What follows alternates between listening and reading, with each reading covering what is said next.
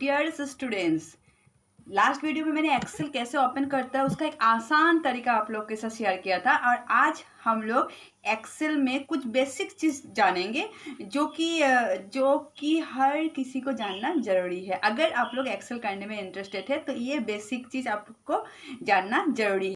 चलिए video start करते हैं। तो माय डियर स्टूडेंट्स, एक्सेल में जो ये ऊपर में जो बार दिखाई दे रहा है उसको कहते हैं टाइटल बार, ठीक है। और ये सब जो होम, इंसर्ट, पेज लेआउट, ये सब जो है वो सब को कहते हैं मेनू बार, ठीक है। और मेनू बार के अंदर जो चीज है जैसे कि ये सब है मेनू बार के अंदर, ये सब को कहते हैं रिबन, ओके। और यहाँ इसको कहते हैं फॉर्मूला बार, ठीक है। और ये सब जो एक्सेल में जो ये सब है उसको कहते हैं एक एक सेल, ठीक है। मतलब इसको क्या कहते हैं, एक घर को सेल कहते हैं। और यहाँ से जो लिखा हुआ है ABCD ये सब जो लिखा हुआ है उसको कहते हैं कॉलम।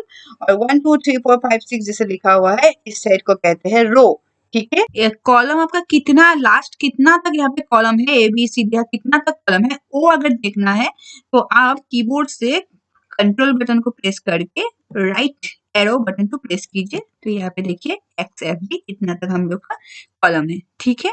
और फिर अगर बैक जाना है तो कंट्रोल प्रेस करके लेफ्ट एरो को प्रेस कर दीजिए तो हम लोग को पहले जहाँ पे थे वहाँ पे आ गए हैं। ठीक वैसे ही अगर रो देखना है, ऐसे यहाँ पे 1 2 3 4 कितना रो है, टोटल कितना रो है, एक शीट में कितना रो होता है, अगर वो देखना है तो कंट्रोल प्रेस करके आप डाउन एरो को प्रेस कीजिए तो देखिए यहाँ पे 10,48,576 रो होता है एक्सेल में एक शीट में, ठीक है। ऐसे ही अगर फिर से वो ऊपर में जाना है तो कंट्रोल प्रेस करके आप एरो को प्रेस कर दीजिए, ठीक है, ओके। और ये जो पूरा शीट है वो शीट को अगर सेलेक्ट करना है तो हम लोग यहाँ पे क्लिक करके उसको पूरा शीट को सेलेक्ट कर सकते हैं, ओके। और अगर नया शीट लेना है तो हम लोग ये शीट 1 है, अगर और भी शीट लेना है तो ये जो प्लस साइन है वहाँ पे क्लिक करने से आपको और नया शीट मिल जाएगा, ठीक है।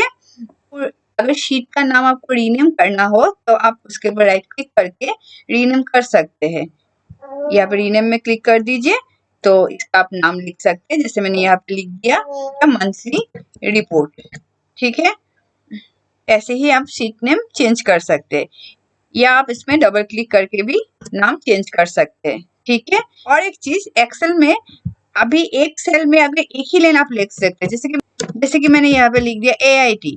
अब AIT के नीचे अगर कुछ मुझे दूसरा लाइन लिखना है तो मैं यहाँ पे नहीं लिख सकती हूँ। दूसरा लाइन लिखने के लिए मुझे एंटर करने से क्या होगा, देखिए आप लोग यहाँ पे दूसरा सेल पे चले गए हैं, लेकिन मुझे एक ही सेल में सारा लिखना है। तब हम लोग कैसे लिखेंगे, मान लीजिए मैंने यहाँ पे लिखा मणिपाल, यहाँ पे लिखा मणिपाल, उसके नीचे मुझे लिखना है और एक लाइन, तो उसके लिए मुझे करना है अल्ट प्लस एंटर को प्रेस करना पड़ेगा, ठीक है।